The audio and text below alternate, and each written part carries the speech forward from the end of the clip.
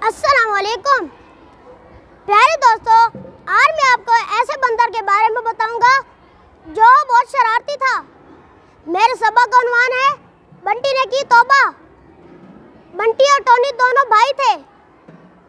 बंटी लापरवाह और टोनी फर्माबरदार था।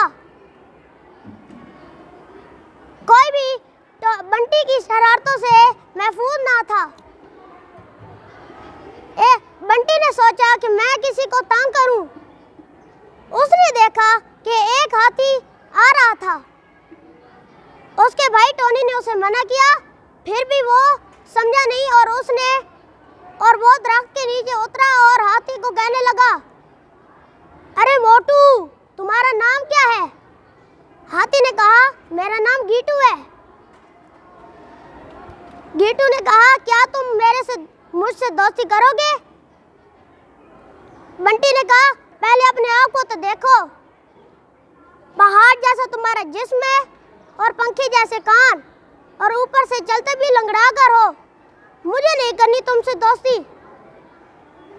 बंटी ने एक केला उठाकर गीटू के सर पर मारा और गीटू बेचारा आंखों में आंसू लिए उसे देखते रहा। कुछ दिन बाद बंटी अपने वालिदैन से चोरी छुपे जंगल की सैर को निकला।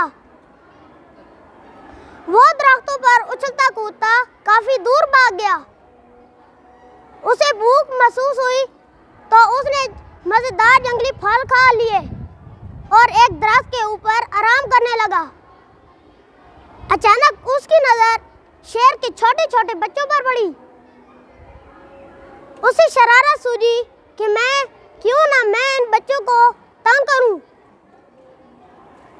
वो दरख्त की शाखों से तेजी से झूलता हुआ आता, कभी शेर के बच्चों के कान खींचता तो कभी उनके मुंह पर जोर से थप्पड़ मारता।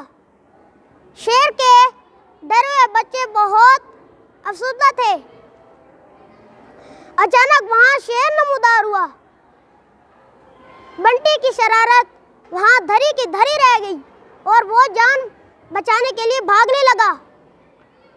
भागता भागता वो दूर निकल गया।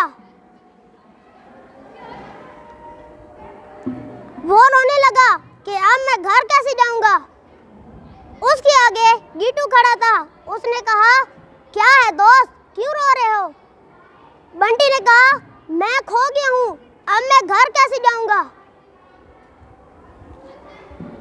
गीटू ने कहा, तुम कोई फिक्र न करो, मैं तुम्हें घर पहुंचा देता हूँ, तुम मेरे ऊपर सवार हो जाओ।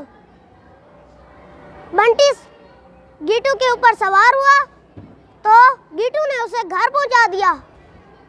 प्यारे दोस्तों, हमें किसी के मजदूरी पर उसका मजाक नहीं उड़ाना चाहिए। शुक्रिया।